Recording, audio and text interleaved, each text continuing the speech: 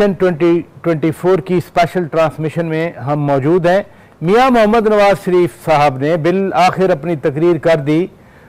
इसको victory speech कह रहे थे हम पहले, लेकिन ये रिकॉन्सिलिएटरी स्पीच नजर आई। मियां मोहम्मद नवाज शरीफ ने कह दिया कि वो सब के मैंडेट को तस्लीम करते हैं और उसमें आज़ाद अरकान की भी उन्होंने बात कर दी। साथ साथ उन्होंने दावत दे दी कि आए सब मिलकर पाकिस्तान के मसाइल का हल निकालें। अपनी जो पुरानी परफॉर्मेंस है उसका हवाला भी दे दिया कि हम साबित कर चुके हैं कि हम मसाइल का हल निकाल सकते हैं। मियां शहबाज शरीफ को हदायत कर दी कि आज ही साबिक सदर आसिफ अली जरदारी साहब से, मौलाना फजलुर रहमान साहब से, डॉक्टर खालिद मकबूल सिद्दीकी साहब से बात करें, यानी एक कोalition इंटैक्ट करने की बात उन्होंने कर दी। और अब से कोई 1-2 मिनट पहले ये भी इत्तला आई कि बिलावल भुट्टो जरदारी सखर से एक खसूसी परवाज के जरिए लाहौर के लिए रवाना हो चुके हैं। तो लिहाजा ये रवाबत अभी से शुरू हो जाएंगे, क्योंकि कोalition का तो मियाँ साहब ने खुद बात कर दी। मैं वैसे ज़ाती तौर पे सोच रहा था जब वो बात कर रहे थे कि शहबाज शरीफ साहब ये करें, लैपटॉप की बात कर रहे थे, तो अब वो वज़ीर आज़म फिर कौन होगा?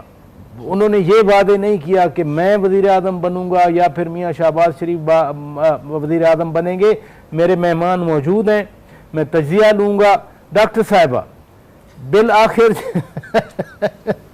अभी तो आप खुश हो रही हैं कि चले मुफाहमत हो रही है मुल्क में, मुल्क के मसाइल को हल करने की बात की जा रही है। ये उन्होंने बाकायदा दावत दे दी है सबको, सबका मतलब सब, उन्होंने कहा सबको दावत देता हूँ, आज़ाद अरकान को भी, लेकिन हमारे साथ मिलें और मसाइल का हल निकालें। मीन्स कि हम कोalition को हेड करेंगे, आप आए कोalition में मिलें। आप इस पेशकश को, इस आमादगी को कैसे देखती हैं?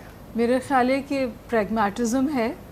जो इलेक्शन की सुबह जो मखलूत हुकूमत का वो नाम भी नहीं सुनना चाहते थे, आज उन्होंने इतने लोगों की तरफ हाथ बढ़ाया है। और एक और भी अहम बात कही, उन्होंने कहा हम सबका मैंडेट जो है उसको मानते हैं, उसकी कदर करते हैं, उसका एहतराम करते हैं, और चाहे वो इंडिविजुअल्स हों चाहे वो पार्टी हों। तो उन्होंने इन सम वेज आप समझिए कि मफाहमत का हाथ बढ़ाया है पीटीआई के लोगों की तरफ भी और उन इंडिपेंडेंट्स की तरफ भी। जो पीटीआई है, इंडिपेंडेंस की बात है जो उन्होंने कही, फिर डिस्कशन आप आगे ले जाइए। उन्होंने कुछ 10 साल का भी जिक्र किया, मैंने सही सुना? जो उन्होंने कहा कि क्या हमें स्टेबिलिटी के लिए 10 साल चाहिए, ऐसी कोई बात कही? नहीं, वो कह रहे थे कि हमें स्टेबिलिटी के लिए मिलके, सबको मिलके काम करना चाहिए। अभी मकबूल अहमद सिद्दीकी साहब का इंदिया आ गया, हाँ, उनका इंदिया आ गया, आपने पीपल्स पार्टी का बता ही दिया। तो ऐसा लग रहा है कि ये गाड़ी पटरी चढ़ जाएगी, यानी विलिंगनेस है सबकी, जिनकी वो बात कर रहे थे। मेरा ख्याल था, जाती ख्याल था कि शायद पीपल्स पार्टी की तरफ से कुछ कंडीशनैलिटीज या रेजिस्टेंस हो, लेकिन वो तो ऐसा लगता है कि बुलावे के लिए तैयार। वो तो बेसिकली जब टेबल पे बैठेंगे फिर कंडीशनैलिटीज आएंगी ना। नहीं, बट गुफ्तगू पे तो चले गए। नहीं, एक पॉलिटिकल पार्टी हरगिज, और वो भी पीपल्स पार्टी हरगिज नो नहीं करेगी कि कोई उनके लिए मुदाकरात करने के लिए करना भी नहीं चाहिए। इस वक्त मुल्क को वाकई देखिए, जो इलेक्शंस के जब रिजल्ट्स में ऊपर नीचे हो रहा था, तो सबसे बड़ा खतरा ही यही था कि कहीं ऐसा ना हो कि एक बार फिर हम पॉलिटिकल पोलराइजेशन या अनस्टेबिलिटी की तरफ बढ़ जाए। बिल्कुल, सो फार सो गुड। चलें, आपने बड़ी अच्छी बात कर दी, फिर आप कहेंगी कि पता नहीं कौन खुश होगा इस बात से। मनीदे, ये जो मियां साहब ने स्पीच की, इसको विक्ट्री स्पीच का नाम दिया जा रहा था, उन्होंने सबको बुला भी लिया। विक्ट्री की तो उन्होंने एज सच कोई खुद नहीं इतनी खुशी का इजहार किया। हाँ, आतिशबाजी हुई तो चलें विक्ट्री स्पीच। ये क्या इंडिया मिला? मियां साहब खुद हेड करेंगे कोalition को या मियां शहबाज शरीफ साहब हेड करेंगे कोalition? जो एक अहम बात मियां नवाज शरीफ ने की, उन्होंने ये कहा कि जो लड़ाई के मूड में है, हम नहीं लड़ना चाहते, हम सबको मिलकर, तो मफाहमत की बात हो गई ना। ये वज़ीर आज़म कौन होगा? देखिए, मैं ये जो इनके अंदर जो मुज़ाकरात और जो बातचीत होती रही, आप भी प्रोग्राम करते, मैं भी, कुछ खबरें हमारे तक आ जाती हैं, तो ये फैसला इन्होंने किया था कि जी अगर तो सिंपल मेजॉरिटी आती है तो मियां नवाज शरीफ साहब जो हैं वो वज़ीर आज़म होंगे। सिंपल मेजॉरिटी आती है तो मियां वज़ीर आज़म मियां नवाज शरीफ साहब, ठीक है। मगर अगर सिंपल मेजॉरिटी नहीं आती तो फिर शहबाज शरीफ साहब वजीर आजम हो सकते हैं। अब बात यह है कि खुर्शीद शाह साहब ने भी मेरे प्रोग्राम में ये कहा था कि जी मैंने उनको कहा कि आप किसको प्रेफर करते हैं, तो उन्होंने कहा कि जी हम शहबाज शरीफ साहब को इसलिए प्रेफर करते हैं क्योंकि उनके अंदर लचक है और वो बाआसानी कोalition को लेके जा सकते हैं।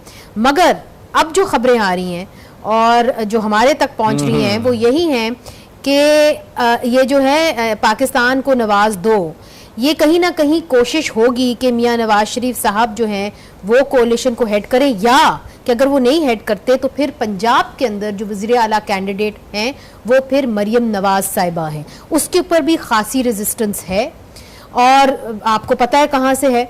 मगर एक ये सोच विचार है कि जी अगर मियां नवाज शरीफ साहब नहीं बनते वज़ीर आज़म तो फिर पंजाब के अंदर मरियम नवाज साहिबा होंगी, मगर अगर मियां नवाज शरीफ साहब वज़ीर आज़म बन जाते हैं तो फिर पंजाब के अंदर किसी और को लाया नहीं। तो ये बात पहले घर के अंदर डिस्कस होगी या कोalition पार्टनर के साथ डिस्कस होगी? कोalition पार्टनर्स के साथ ये डिस्कशन हो चुकी है जहां तक हमारी इंफॉर्मेशन है। इलेक्शन से पहले भी पीएम और सीएम वाली जो बात है कि अगर वो मियां साहब नहीं बनते खुद तो फिर मरियम साहिबा पंजाब की चीफ मिनिस्टर बनेगी। वो तो इन्होंने खुद पार्टी के अंदर बैठ के इलेक्शन से पहले इन्होंने ये फैसले कुछ किए थे कि जी, और इसके ऊपर मुशावरत हुई थी, फैसला नहीं हुआ था, इसके ऊपर मुशावरत हुई थी और ज्यादातर लोगों का ये एक तरफ से रुझान था। अब इम्पोर्टेंट बात यह है कि अगर मियां नवाज शरीफ साहब वजीर आजम बन जाते हैं तो फिर पंजाब के वजीर आला कौन होंगे, और अगर शहबाज शरीफ साहब बन जाते हैं वजीर आजम तो फिर पंजाब की वजीर आला कौन होंगी। इसलिए चूंकि वो ऑप्टिक्स के लिए जो हैगा, एक तरफ शहबाज शरीफ दूसरी तरफ मरियम नवाज साहिबा, ठीक है वो पहले भी हमने देखा है कि मियां नवाज शरीफ साहब वजीर आजम थे, शहबाज शरीफ साहब वजीर आला थे, वो हजम हुई थी बात। मगर क्या इस बार भी ऐसा होगा कि नहीं होगा, that is the big question.